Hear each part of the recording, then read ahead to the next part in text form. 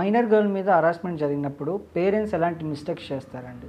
First thing ఎవరు చెప్పరు, చైల్డ్కి support ఇయ్యరు, చైల్డ్ను తిడతారు. అవును, ఎందుకు అట్లా చేసినావు, ఏం చేసినావు అని. ప్లస్ వాళ్ళ సోషల్ మీడియా అకౌంట్స్ అన్ని బ్లాక్ చేసి డిలీట్ చేస్తారు.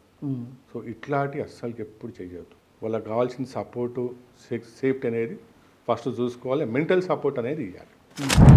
చెప్పండి కొంచెం. చైల్డ్కు మొత్తం family has to come together. Family అందరు ఎవరు నార్మల్ చైల్డ్కు గ్రాండ్ పేరెంట్స్, అంకుల్స్, ఆంటీస్ అందరు కూడా చైల్డ్ ఎవరెవరితో అయితే రెగ్యులర్గా టచ్లో ఉంటారో ఈ అందరు చైల్డ్కు దగ్గరుండి సపోర్ట్ చేయాలి. సపోర్ట్ చేసినప్పుడు చైల్డ్కు కాన్ఫిడెన్స్, భయం అనేది పోతుంది, కాన్ఫిడెన్స్ వస్తుంది.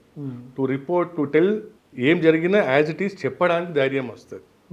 అది వెరీ ఇంపార్టెంట్ సార్. ఎందుకంటే మనకు ఇన్సిడెంట్స్ జరిగినప్పుడు బయట వాళ్ళు కాదు, ఓన్ ఫ్యామిలీ మెంబర్సే ఉంటారు.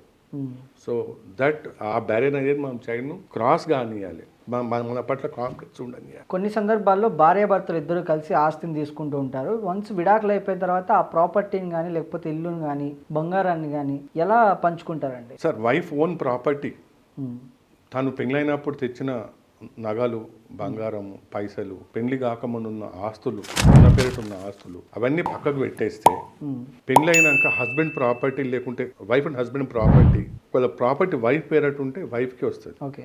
అప్పుడప్పుడు హస్బెండ్స్ పని చేసి కూడా వైఫ్ పేరిట చేస్తారు, ప్రాపర్టీ రిజిస్టర్ చేస్తారు. సో అవి కోర్టు అవన్నీ గ్రహించి అవన్నీ స్టడీ చేసి హస్బెండ్కు ఎంత షేర్ వస్తుందో ఆ షేర్ హస్బెండ్ పేరిట పెట్టి దానికి మళ్ళీ క్లాస్ 1 హెయిర్స్ వస్తారు. ఓకే, వాళ్ళ వైఫ్ అండ్ హస్బెండ్, ఇప్పుడు హస్బెండ్కున్న పిల్లలు, హస్బెండ్ మదరు, ఈ అందరు క్లాస్ 1 హెయిర్స్ కింద వస్తారు. ఓకే, సో హిందూ మ్యారేజ్ యాక్ట్లో హస్బెండ్ మదర్ కూడా వస్తుంది. ఈ అందరికీ కోర్టు చూసి సమానంగా ఎవరికి ఎంత షేర్ రావానో, ఎవరిది ఎంత కష్టార్జితం ఉందో దాన్ని బట్టి కోర్టు ఇస్తుందండి. మెయింటెనెన్స్ని, యాలిమోనీని కోర్టు ఎలా డిసైడ్ చేస్తుందండి? మెయింటెనెన్స్ అనేది మనకు ఇనిషియల్ స్టేజ్లో వస్తుంది.